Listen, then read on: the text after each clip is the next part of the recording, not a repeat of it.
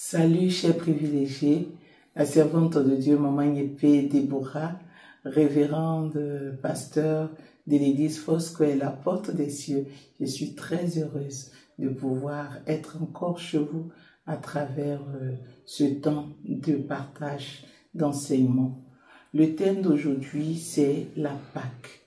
La Pâque, qu'est-ce que la Pâque? Et plus, comment est-ce que nous vivons la Pâque de nos jours? Parlons de la Pâque. C'est une institution divine qui a été traduite en célébration annuelle, une recommandation accordée aux enfants d'Israël à un moment particulier de leur vie. Avant de continuer l'enseignement, je voudrais vous inviter à vous abonner à nos différentes pages pour ceux qui ne le sont pas encore et à activer la cloche pour toutes les notifications concernant les différentes activités ou les différents messages que nous aurons à vous proposer.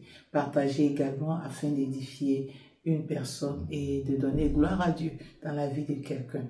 Alors, nous sommes en train de parler de la Pâque. La Pâque n'est pas quelque chose d'aujourd'hui. La Pâque tire son origine depuis les temps anciens, depuis l'Ancien Testament.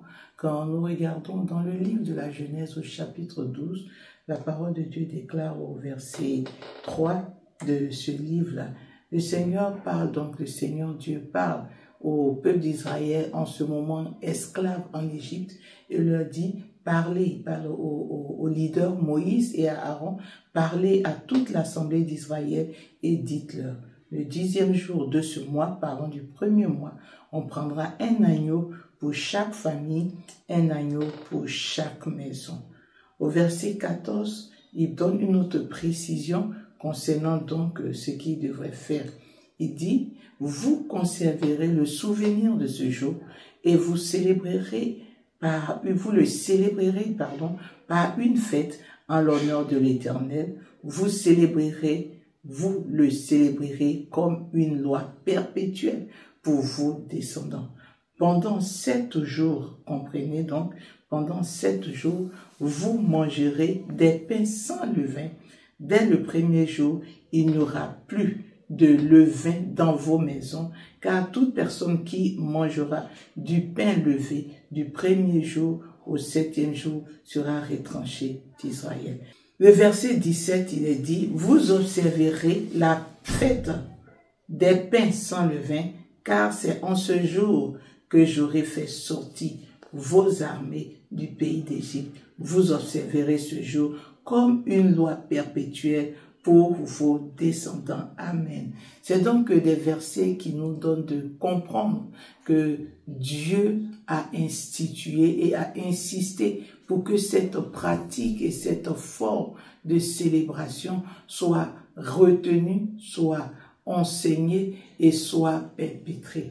La Pâque a donc commencé le jour où Dieu préparait son peuple à sortir de l'Égypte. Dans le désert, pendant les 40 années qu'ils ont fait dans le désert, le peuple avait pour habitude chaque premier mois de chaque année de célébrer cette fête et elle est restée jusqu'à ce que le Seigneur Jésus arrive au milieu des hommes et que lui aussi à son tour, il soit habitué à célébrer cette fête. Quand nous lisons au chapitre 27 de Matthieu, la Bible nous dit que les disciples étaient conscients de la célébration de cette fête chaque année et autour de Jésus, ils ont donc dit à leur maître que bientôt nous devons célébrer la fête de la Pâque. La fête de la Pâque, retenez, était pour eux et est encore aujourd'hui la fête des pains sans levain.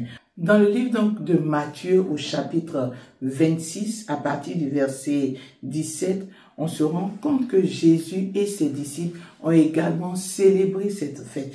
Il dit, le premier jour des pains sans levain, les disciples s'adressèrent à Jésus, leur maître, pour lui dire, où veux-tu que nous te préparions le repas de la Pâque? Donc, ils ont posé la question à Jésus parce qu'ils en avaient l'habitude. Au verset 26, Jésus, après qu'il leur ait donné les consignes pour là où ils devaient célébrer la fête, et pendant qu'ils étaient donc en train de célébrer la fête ce jour-là, pendant qu'ils mangeaient, la parole de Dieu déclare que pendant qu'ils étaient en train de manger, Jésus prit du pain et après avoir rendu grâce, il le rompit et le donna à ses disciples en disant, prenez, mangez, ceci est mon corps. Il prit ensuite une coupe et après avoir rendu grâce, il la leur donna.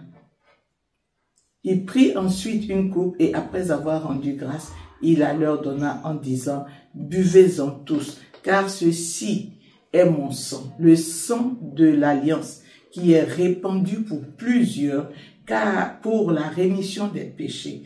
Je vous le dis, je ne boirai plus désormais de ce fruit de la vigne jusqu'au jour où j'en boirai de nouveau avec vous dans le royaume de mon Père. Le Seigneur était donc cette nuit en train d'annoncer quelque chose qui allait bouleverser l'humanité, bouleverser l'entendement de tous. Il était en train de parler de sa mort. La Pâque est donc une tradition qui a eu cours à l'avènement du Seigneur, jusqu'au jour où il a été crucifié, qu'il est mort. La Pâque qui était célébrée était la Pâque traditionnelle. Aujourd'hui, nous avons une autre Pâque que nous célébrons, qui n'est pas cette tradition juive, mais qui est la commémoration de la résurrection de notre Seigneur Jésus. Quand vous regardez dans la parole de Dieu, dans les Saintes Écritures, vous trouverez qu'on nous parle seulement de la première Pâque, qui est la Pâque traditionnelle, et c'est elle seule qui est inscrite dans le terme de la Pâque, parce que il n'y a pas un autre mot, une autre orthographe qui nous est proposée. La Pâque, depuis l'Ancien Testament, pratiquée encore aujourd'hui par des Juifs et par certaines personnes dans le monde entier, est une Pâque dont l'orthographe se présente sans le S. Alors, quand vous prenez la Pâque dont nous parlons aujourd'hui, qui est donc rattachée pour nous, chrétiens, à la résurrection de Christ, est donc la Pâque avec un S à la fin. Mais il est important, pendant que nous sommes dans des célébrations, de poser une question à quelqu'un, et c'est là le but de mon message d'aujourd'hui. Quel type de Pâque célèbres-tu? Es-tu en train de vivre la tradition ou es-tu en train de manifester l'accomplissement d'une prophétie de Dieu dans ta vie?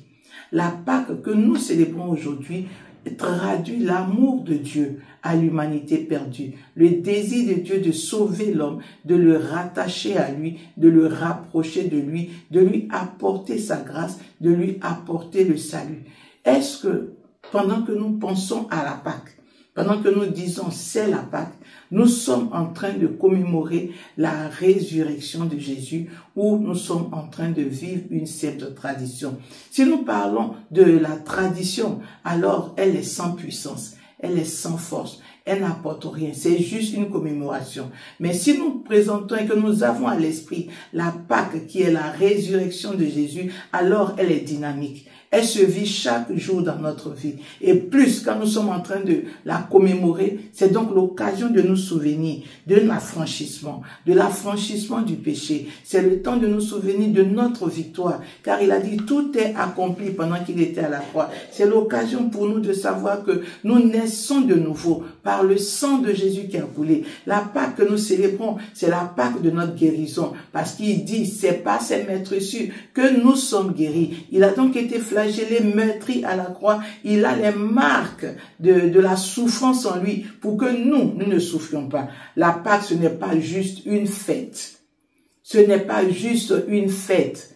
La Pâque, c'est la puissance de Dieu manifestée à notre endroit. La Pâque, c'est l'amour de Dieu manifesté à l'endroit de l'humanité. La Pâque, c'est le don de Dieu pour tous ceux qui ont besoin de passer de la mort à la vie. La Pâque, c'est le cœur de Dieu. Nous sommes donc invités, pendant que nous pensons célébrer la Pâque, à bien prendre à cœur la décision de savoir que ce n'est pas juste une célébration, mais c'est un engagement à confesser et à honorer Dieu pour ce qu'il a fait pour nous en nous aimant jusqu'à la croix. Oui, pensons à célébrer la victoire de Dieu pour nous. Et c'est cette victoire qui nous donne également de célébrer notre victoire sur les œuvres de la mort et sur les œuvres des ténèbres. Nous sommes vivants par la Pâque. Nous avons la vie et nous communiquons la vie par la Pâque.